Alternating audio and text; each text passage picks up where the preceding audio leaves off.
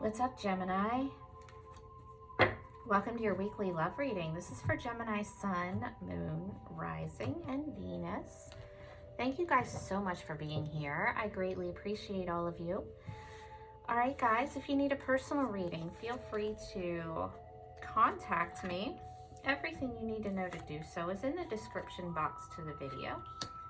You can also feel free to follow me on other social media. I am everywhere under the same name: Facebook, Instagram, TikTok, and Twitter.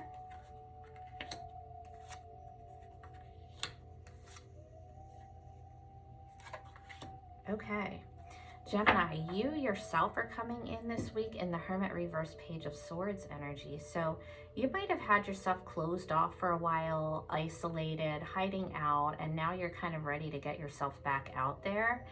If there was distance between you and another person, maybe you're checking to see what they're up to. Reaching out to somebody that maybe you've been distant from for a while, or maybe you felt like they were isolating themselves.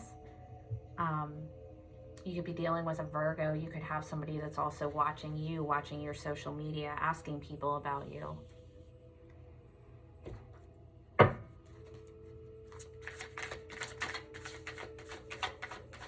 There's new communication here after a period of silence, whether it's between you and somebody you already know, or just you coming out of hermit mode in the world. Yeah, you're starting a whole new cycle. You're leveling up.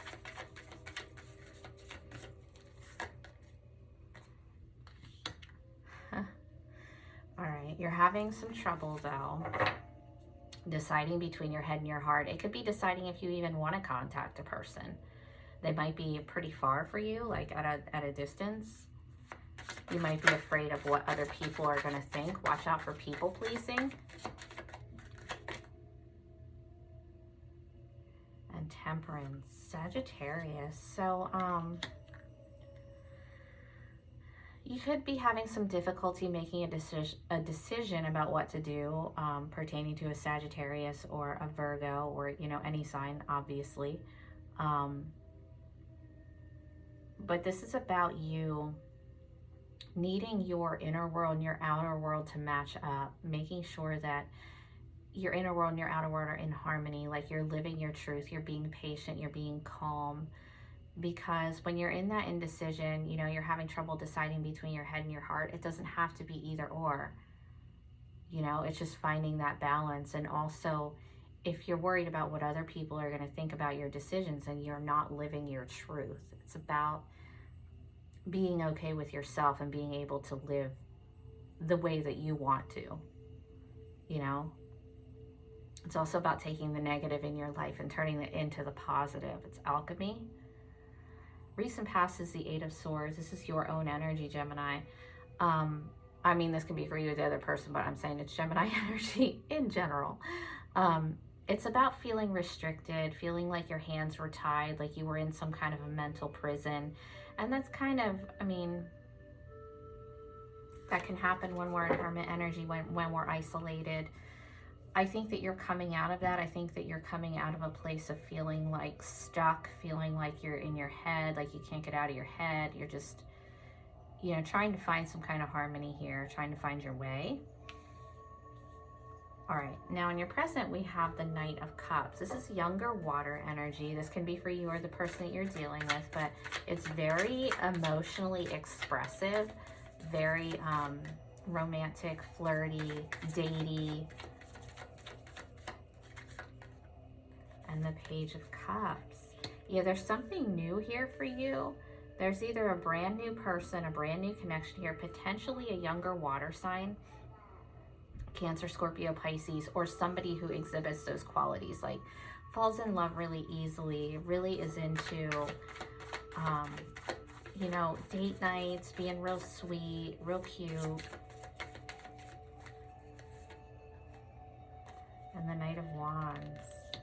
Well, it's really exciting too. So there's actual feelings, but there's also a lot of excitement, a lot of passion.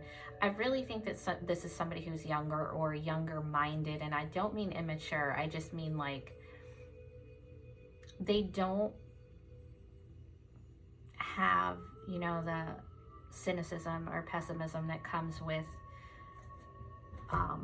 being through a lot in relationships.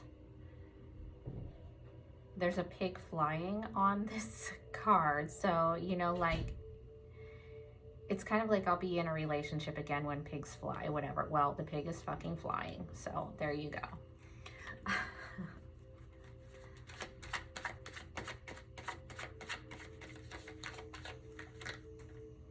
Seven of Coins. Yeah, this is something that's worth investing in, this connection. It might feel like it's not going to be long term because it might be a little inconsistent, maybe a little flighty. Maybe it's just fun for one of you and the other one develops feelings. It might be that one of you is like just trying to have fun, you know, just going with whatever, and the other one like falls in love.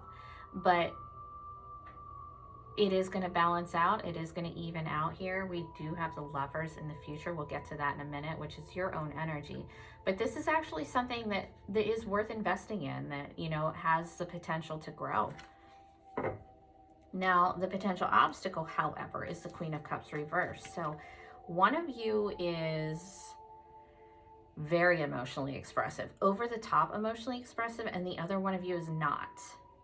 The other one of you, and I think it's you, is emotionally withdrawn, emotionally unavailable, not really trusting, following their heart, whoever this pertains to. Somebody's not trusting their feelings.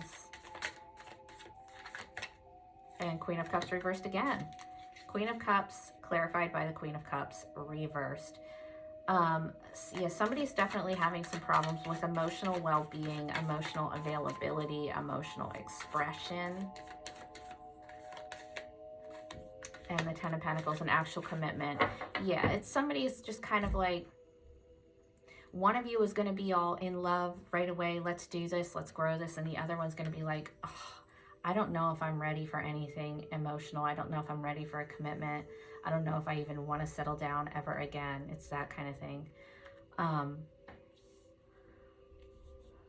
In the immediate future, you have the Lovers, which is your own energy. This is you coming into balance within yourself, being in your power. And it's also about divine union. You know, being in harmony with another person, being on the same page. Ace of Swords, it's a light bulb moment. It's like, wait a minute. I have this, you know, it's like a realization that, wow, this is what I want. This is good. Like, we do match. We are connected. This is nice. This is easy. Communication is good. And there we have the full Aries. It's kind of having a light bulb moment go off. Like, wait, I can do this. This is what I want. This person does work for me. They are a good match for me. I'm just going to do it. It's like there's all this hesitation, and then one day it's like a realization, you know, a light bulb goes off for one of you, and you're like, you know what? Fuck it. It's good. I'm going to do it. I'm going to just take the risk. I'm going to do it. Whatever happens, happens, and it turns out, you know, really well. Your advice, guys, King of Coins reversed, King of Pentacles. This is about, you need to focus on your stability. You need to make sure that you're grounded. Whatever it is that you do to ground yourself, whether it's go outside, walk in the grass, I don't know, it's freezing where I am, but meditate, whatever it is that you do to ground yourself, do that. Focus on your job, your career, your home life, getting yourself to a stable place. And the Knight of Swords. And there's a conversation that needs to be had. Make sure you're speaking your truth about what it is that you want as far as commitment. You know, if you don't want to commit, that's cool. Just make sure the other person knows. And the Eight of Wands. It's going after what you want, but making sure that it's out in the open, making sure that there is a conversation that's had. You've got 3 Knights here.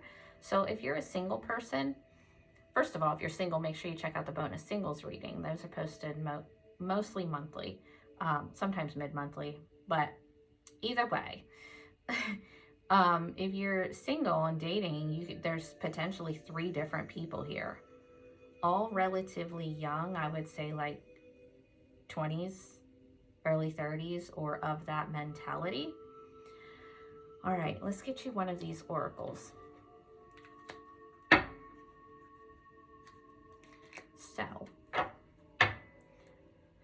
this is for if you have someone in mind and maybe you guys aren't on speaking terms and you want to know how they feel, or maybe you are and they're just not somebody that tells you how they feel. This is what they would say to you if they could. Take a deep breath, focus on the person. What does this person have to say to Gemini? What does this person have to say to Gemini? I'm so attracted to you. Well then. All right, let's get you in the other sign. So majors you have here, we have Virgo, Sagittarius, potentially another Gemini, and Aries.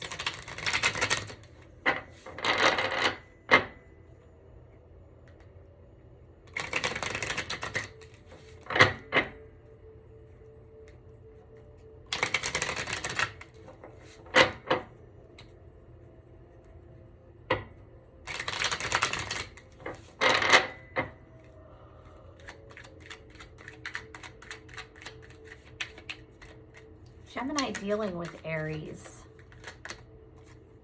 You have an Aries that is trying to not let a disaster happen with you or trying to put it all back together with you. Gemini and Taurus. Oh my gosh, what is up with these people, Gemini? You can have a Taurus that isn't trying to let you go or trying to come back to you. Gemini dealing with Gemini. That is heavy. Somebody feels like they're pulling all the weight and that probably needs dropped. It's too draining. Gemini and Cancer, they are looking to settle down like a full-on commitment, like a whole marriage. Gemini and Leo, there's a lot of attraction between the two of you. It's very exciting, very passionate. The chemistry is off the fucking charts. Does it go beyond that? We don't know, but at least there's that. Gemini and Virgo, they could have a lot of options. They're definitely fantasizing about you. I don't know that they've taken any action yet. They're kind of, you know, confused, kind of living in the little fantasy world, or they're just dating a lot of people. Gemini and Libra, divine counterpart. This is somebody who is either in their divine masculine energy currently, looks at you like you are. This is somebody who is looking for the whole deal. Family, marriage, and they're very take charge. So they're going to really try to make this happen between you two. Gemini and Scorpio. So there's still some things unknown about that connection. There's still some things hidden under the surface. It doesn't have to be anything bad. It's just kind of like going forward knowing that you're not going to know everything about it. Things are going to come out as they're going to come out. Gemini and Sagittarius. You could have a Sagittarius that you work with or are working on some kind of a project with that's into you or you're into them. Definitely you guys make a good team though. Gemini and Capricorn. You have a Capricorn that is not over you yet from your past. But when I say that, I don't mean that in like a nice kind of nostalgic way. I mean like they're still pissed. Gemini and Aquarius. Wow. That's a hurtful situation. They could have had you in some third-party shit or the other way around. They're definitely feeling hurt and betrayed, however. Gemini and Pisces. That's done. Done. No more. It's over. All right, you guys. You guys take care. Thank you so much for hanging out with me today. I'll talk to you in another day or two.